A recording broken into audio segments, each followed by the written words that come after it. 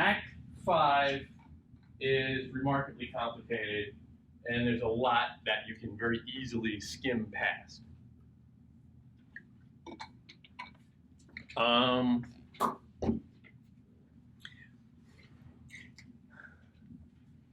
It takes place, or it begins, 2 acts, or 2 scenes. The first scene is in a churchyard.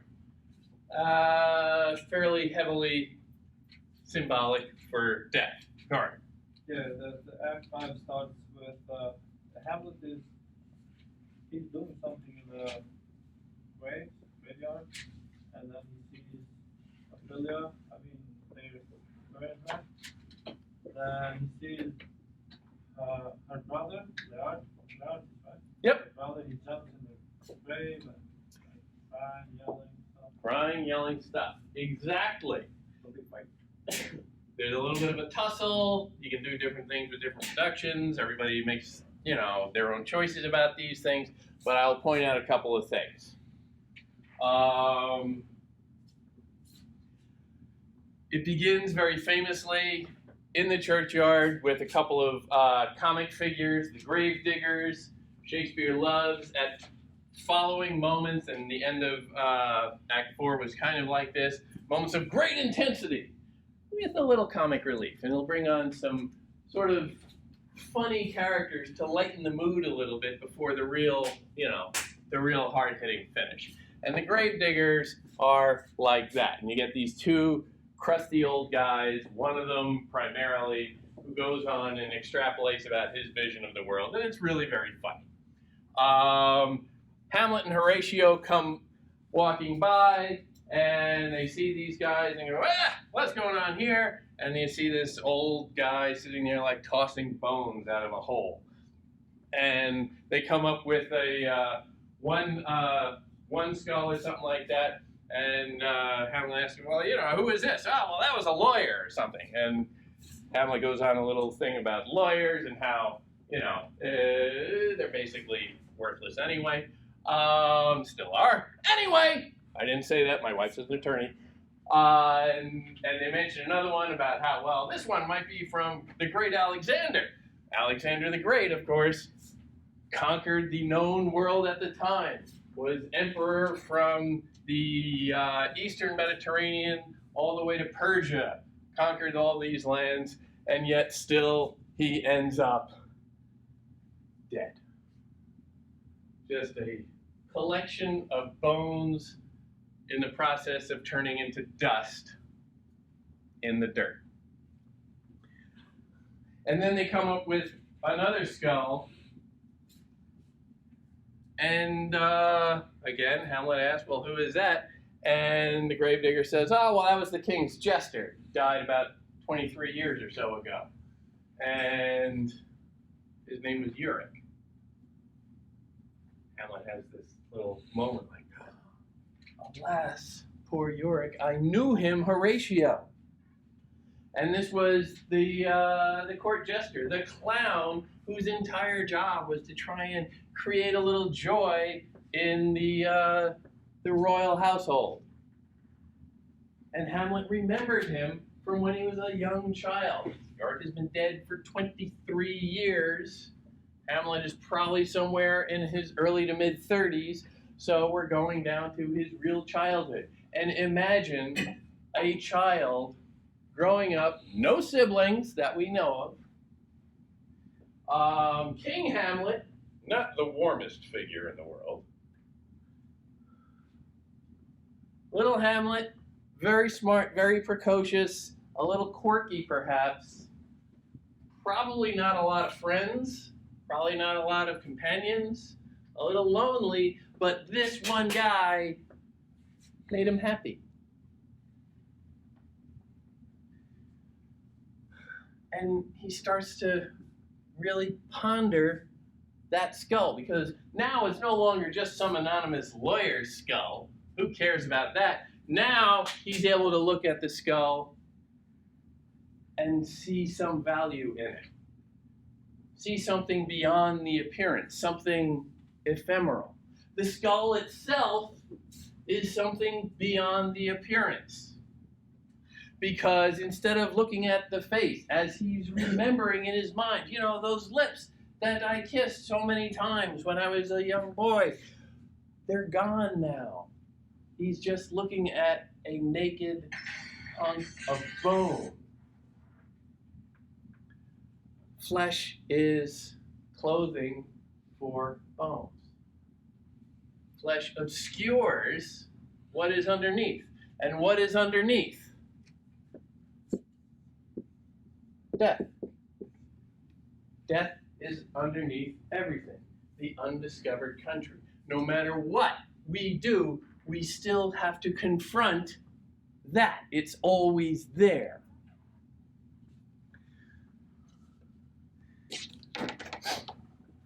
So they have this scene, and then, yeah, as you say, a funeral comes in. It's a procession, another formal entrance, not unlike how we began with the formal entrance of the king and queen, only now it's sad. It's the flip side to that.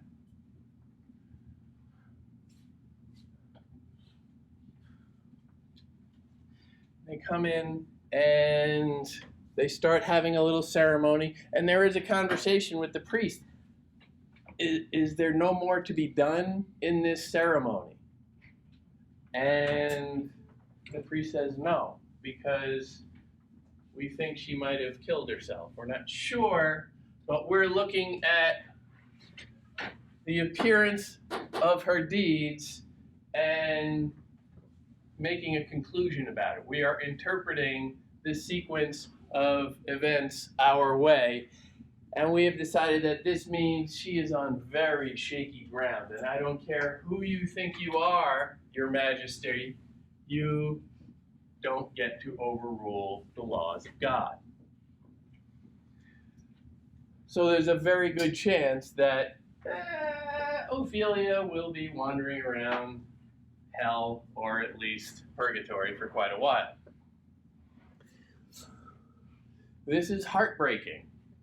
And it is heartbreaking for Laertes especially.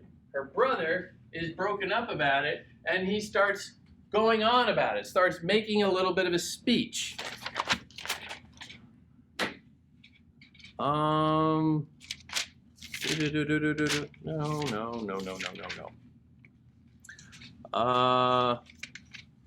Act 5, Scene 1, line 225.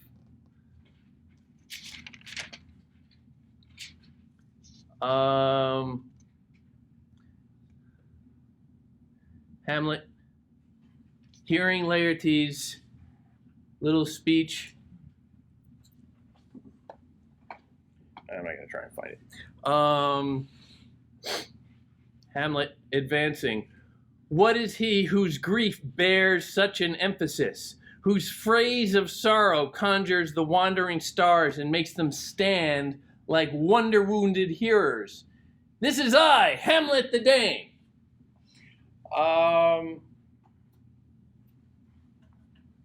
He is outraged that Laertes is making this speech, this grand show of mourning.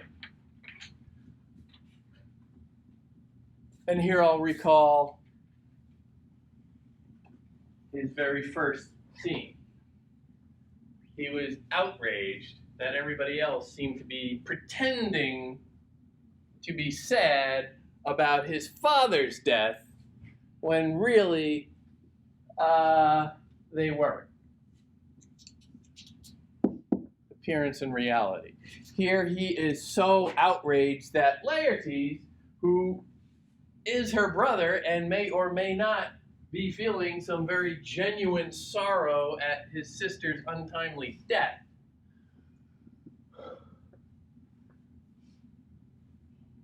is declaring himself so emotionally moved. Hamlet can't take that. Sarah. Didn't he jump into his sister's grave? Hamlet jumped in there too? Yeah. These are grand gestures that. He was mad that he was doing this grand this showing of grief. Yeah. did you like copy it? I don't know. This is one of the great mysteries of this passage. Because he was like saying, "Oh, I love Ophelia too," so then he like jumps into the grave and like sits. He was just like, "I'll do even more." I think. Yeah, it's almost like a pissing contest. You know, show me what thou would do. Would weep, would fight, would fast, would tear thyself, would drink up Isel, eat a crocodile. I'll do it. Dost thou come here to whine, to outface me with leaping in her grave? You know, it's not supposed to be competition. But then it also seems like he's not really understanding. He doesn't blame himself for her to. No, he takes no. He doesn't. Yeah. Maybe he does. He does not appear to. You don't know what his feeling is inside. And again, here we're down to production. You can have an actor play this any number of ways. You can have him do that little speech, you know, who is he to pretend to be sad? I am the saddest person of all. And enjoying the spotlight the whole time. Or you can have it very quiet and sort of skulking off to the side like we've seen him do before. And just be very angry with himself and resentful. You can do this any number of different ways. But the point is, at this funeral, Hamlet is upset that to his interpretation, no one is feeling genuine emotion. He is the only one who feels sincerely the loss. Wait, but doesn't Hamlet not find out that Ophelia until after he put it on the ground? He puts it together by the time he sees Laertes. Yeah, that's why I'm thinking that's why he jumped, because he didn't know her jumping that. Yeah, no, he's finding out at that moment. Right. But, and again, this is an interpretation thing. You can make that any number of different ways. He is genuinely shocked, and that makes sense, that he would then put on a grand show of remorse. But at the same time, his relationship with Ophelia has been remarkably inexplicable up until this point. Ophelia, I always feel really bad for the actresses who play her. It's such a weird character and so hard to get a handle on, and the relationship is so uncertain because you're not certain if Hamlet is really crazy or if he's just pretending to be crazy. And when he's screaming at her to get thee to a nunnery, is he condemning her to, you know, a whorehouse? Or is he saying, you know, save yourself, get somewhere safe away from all of these vipers? You don't know. There are many, many interpretations of this. They are, like everything with the human mind, ultimately infinite. Flowers. Flowers is symbolic. The flowers are symbolic? What flowers and how? So I made a note of it if you want to come back. She falls into the water and is buried in flowers, basically. When Yeah. she, and when she got mad, she was also having some flowers around her. Yeah. In the beginning. And you can go crazy with the symbolism on this because, like everything else here, it is infinite. Just, you know, the shorthand answer to something like that is, well, flowers tend to be short-lived to begin with. They're beautiful. They are associated with her because they're beautiful, they're fragile, and they die. That's what flowers do, usually quickly. At the very end, after the big fight, everybody dies. Everybody knows this. It's a Shakespeare tragedy. They're squeegeeing blood off the stage. People are piled around, just lying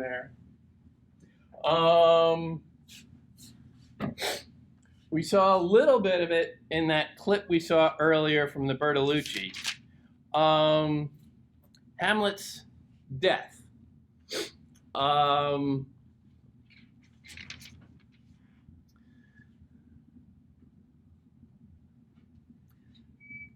potent poison quite o'ercrows my spirit. I cannot live to hear the news from England, but I do prophesy the election lights on Fortinbras. He has my dying voice. Words. So tell him, with the occurrence, more or less, which have been solicited, the rest is silence. Now cracks a noble heart, good night, sweet prince, and flights of angels sing thee to thy rest. I love that line. Just breaks my heart. I was gonna say too that like with the flowers I've forgotten that there was a possibility that Ophelia might have even been pregnant.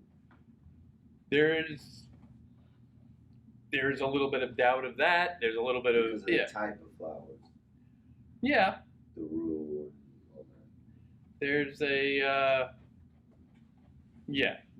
Which would have really been that's sad. more interpretation, more judging the difference between appearance and reality, Yeah. more trying to peel back the words. It's not like that face. It is infinite. That's like that's what makes this play like real unique is just how open to interpretation it is. Yeah. We saw a little bit when Hamlet is dying. One of the last concerns he has is, if thou didst hold me in my heart, Horatio, absent thee from felicity a while, felicity meaning happiness, and in this harsh world draw thy breath in pain to tell my story. Why? Legacy. Legacy, sure. Possibly. Fame. Truth, sure.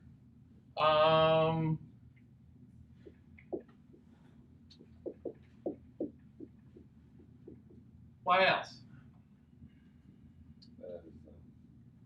So like a manuscript, A manuscript for what?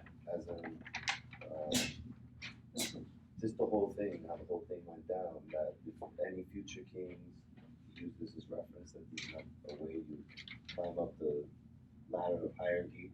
Okay, future kings. So it has a political purpose. Yeah, because everything just burns to the ground. Okay. Cautionary. What's that? Cautionary. Cautionary. Okay.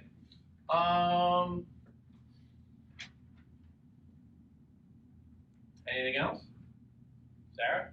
Do you think he doesn't want to seem crazy at the end? He was like putting up a pact, so he doesn't want to be crazy if he's actually crazy. Self-concern, which I would argue is connected to, well, as James said, possibly fame, his legacy. He doesn't want to be known as, oh, that crazy Hamlet.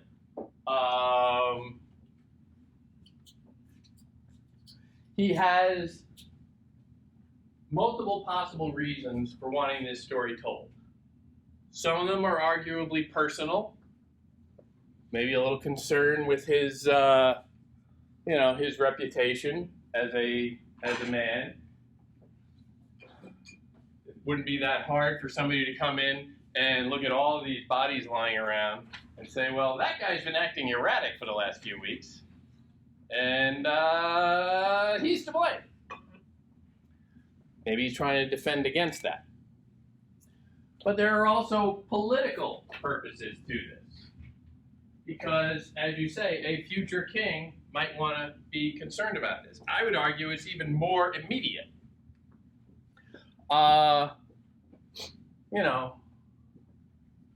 Breaking news CNN, Middle Ages Denmark is going to come on and say, the king's dead, queen's dead, the prince is dead, all the royal court are dead, it's chaos.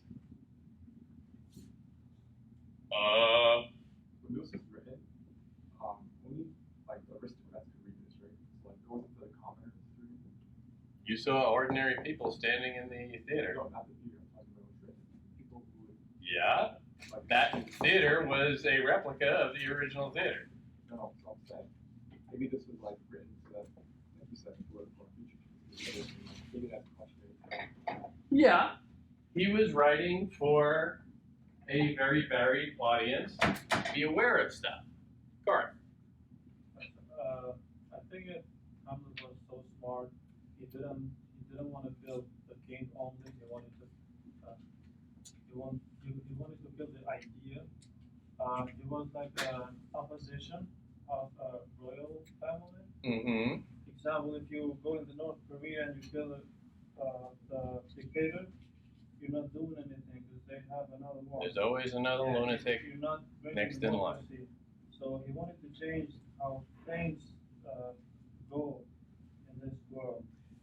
He had the chance to kill the king, he had the chance to kill his mother and everybody else, like each, one by one. But he did it in the best way, and he's a hero now. Kind of a hero. I don't know if he's a hero. I don't know if you can draw that hero. I agree absolutely that he has been concerned from the very beginning with the consequences of his actions. That's why he hasn't been able to do anything up until this point. He hasn't been able to kill the king because he's always thinking, what next? I'm not so sure he is, and again, this is going to go down to different interpretations. I personally am not so sure that he wanted to kill his mother. I think his mom was a collateral damage thing. Claudius didn't want to kill her, but it was his idea to drop poison into the cup in case Hamlet would drink it. And then Gertrude picked it up and said, "A toast!" And Claudius even was like, "Gertrude, do not drink." Because I believe Claudius and Gertrude actually had a very loving relationship, as opposed to her previous relationship with King Hamlet, who we have seen is a bit of a stiff. I think Claudius and Gertrude had a very loving bond for what it is. But I'm not sure that this was a culmination, him telling the story, be some sort of a declaration of his plot all along. First of all, stories are open to interpretation. Shakespeare knew this, Hamlet knows this. Everybody's going to read things a little differently. The whole play within a play thing is about storytelling and how you can just prompt different interpretations and read different things into it with very minor adjustments here and there, always changing how people are going to perceive it. But ultimately, they don't have full control over that process. The moment that he says, "Tell my story," is another example of what you might call the metaconsciousness. Telling a story is just another version of writing a play. Put the story out there for people to make of it what they will. It has a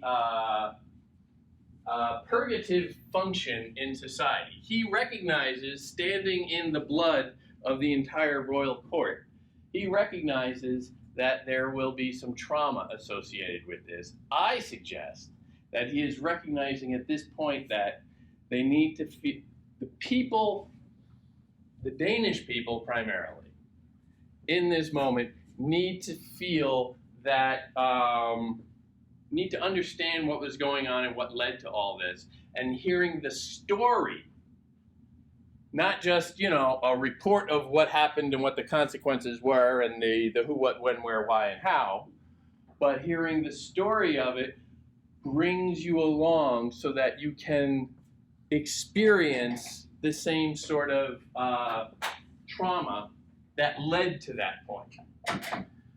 This is all getting kind of deep in the weeds, and I don't want to go too far down it. But he is looking for a performance. Sarah. So is she I think so. So you're saying like maybe like theoretically like Horatio could be like the entire narrator or like the writer of this? Sure. Look how this last little bit transpires. Now, once Hamlet dies, it is very tempting, and some movies have done this, to just pull back, roll the credits. And the last few lines just tend to get, well, you know, who really cares?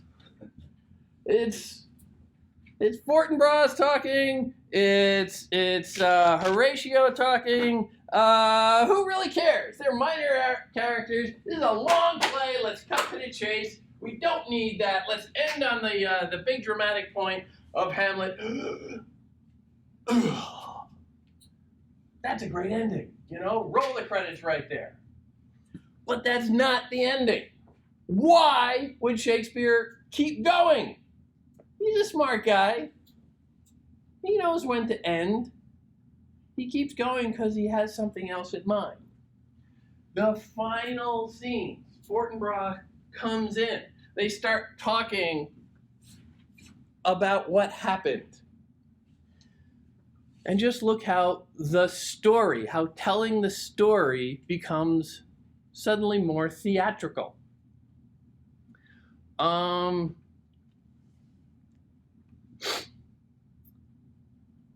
Horatio says, well,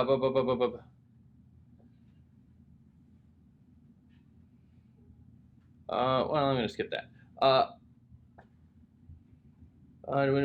You are from the Polack Wars, and this is lines like 345. You are from the Polack Wars, and you from England are here arrived. Give order that these bodies high on a stage be placed to the view. Stage! Not an altar, nothing specifically religious or ceremonial, but a stage. High on a stage. Every time, like Inky Cloak, every time you see a reference like that, it is Shakespeare pushing you to see other uses or interpretations. High on the stage be placed into the view, and let me speak to the yet unknowing world of how these things came about. So shall you hear of carnal, bloody, and unnatural acts, of accidental judgments, casual slaughters, of deaths put on by cunning and forced cause, and, in the upshot, purposes mistook, fallen on the inventors' heads. Is that an accurate summary of this play? Yeah. Yeah? Maybe. I know that would make a great poster for the movie. But if you saw that poster and then went in there and realized, well, we sat through like 3 hours of talking before the first person died. Where's all this action? What the hell is with this long speech on suicide? This isn't a particularly accurate portrayal of what this play is. But to a third party, like someone who wouldn't know what the inner working of Hamlet. Sure, somebody who doesn't know what it's really about would be able to take that and go on with it. They'd settle for the appearance rather than the reality. They would get caught up in the words of what's happening, irrespective of any actual truth behind them. Fortinbras agrees. Fortinbras is now taking over as king. He has an ancient claim to it through his father that we spoke about.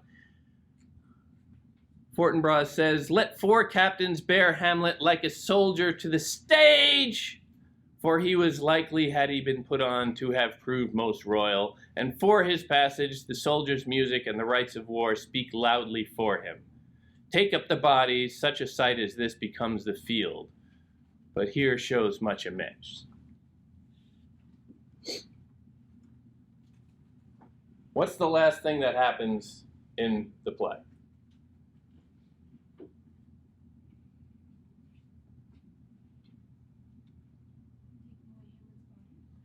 Bingo. They take away the body in a procession. Very like the entrance of the king and queen. A processional.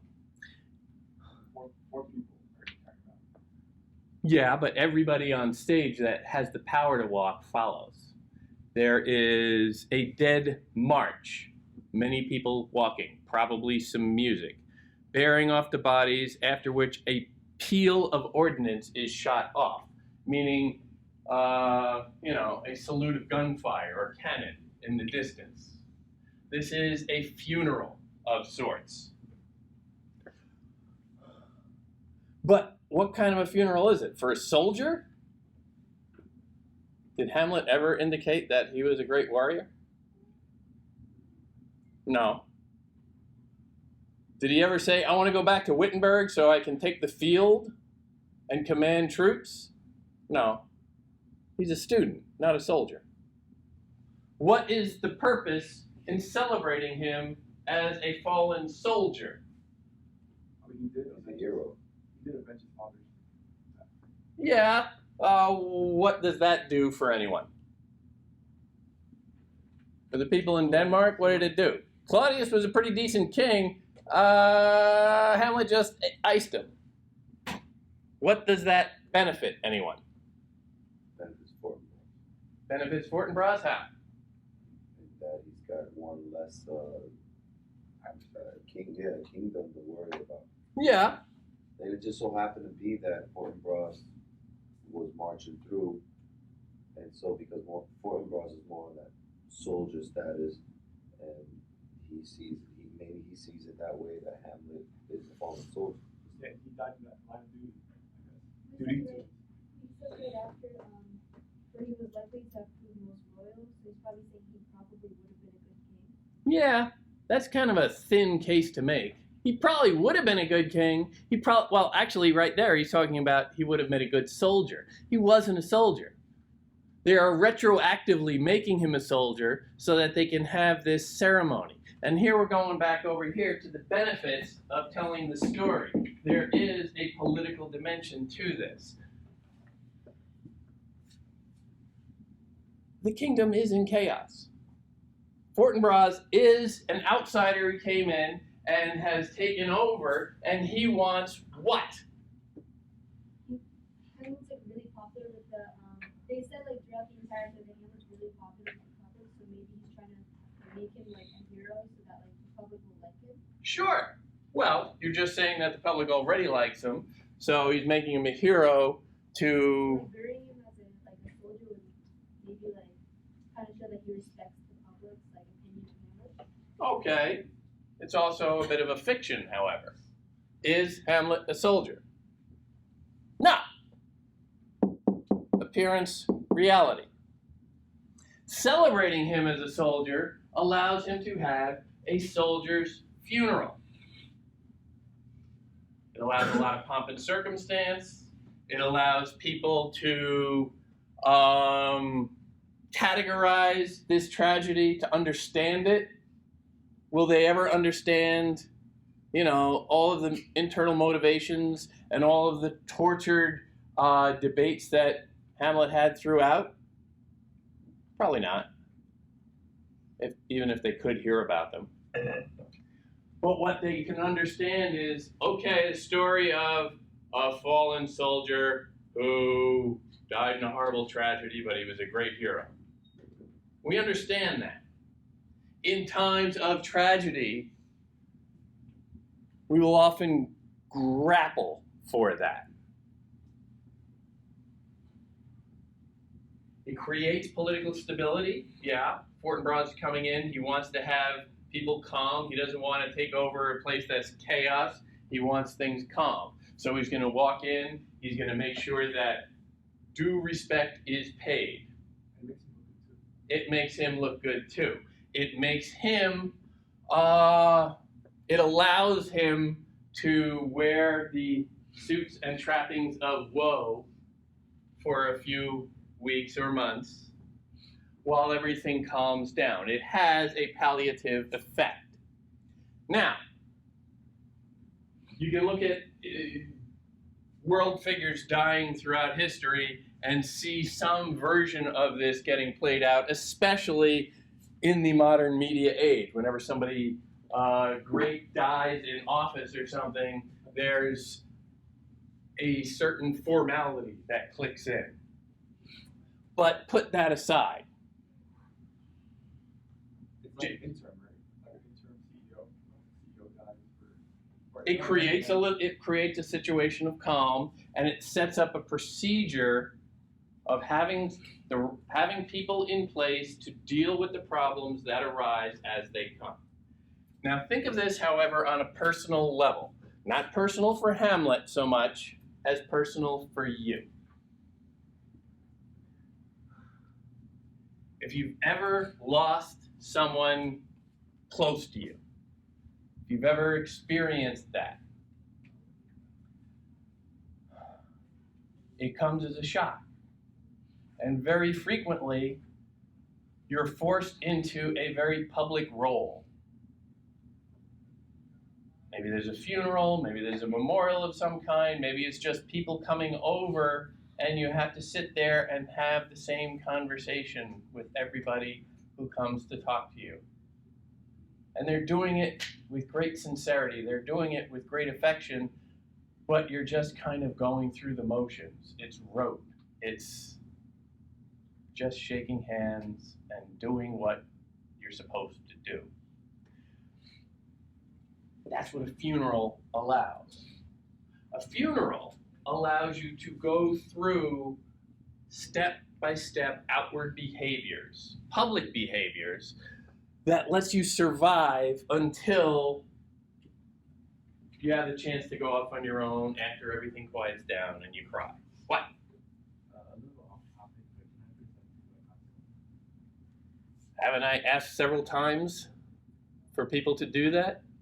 you asked for the summary, and I don't really have a summary. Okay. It's not off topic, it's on topic, but it's on topic from an hour ago. Give me a minute. When Shakespeare ends with a funeral. This act began with a funeral. It began in the beginning of the play, in the immediate aftermath of a funeral. It is soaked with death, this play. But realistically, it is about the processing of it and the limitations of humanity, because it's not just death. It's the undiscovered country. It's the mysteries. It's the infinite nature of the mind that we all need something to lean on. Think about the Renaissance in general.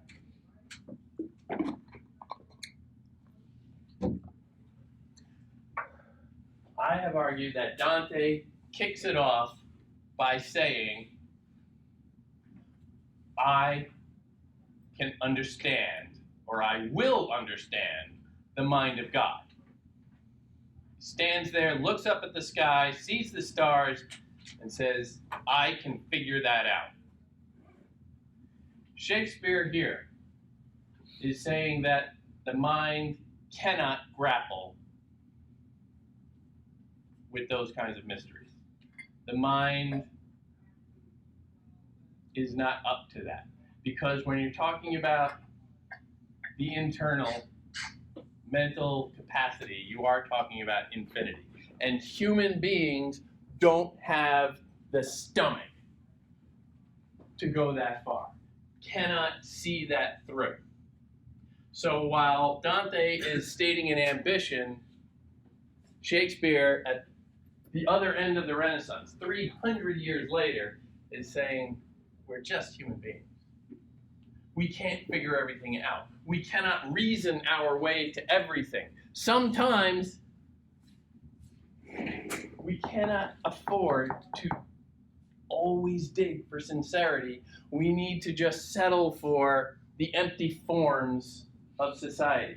We need to just accept that a funeral is a funeral. You do what you're supposed to do. You get up and you say what you're supposed to say.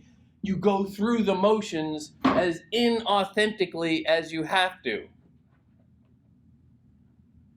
You dwell for a little while in the appearance rather than the reality. That was Hamlet's problem. He always wanted to know about the reality behind the appearance. And he was always striving for that. And in the end, he died. He had an all too human capacity to handle the undiscovered country.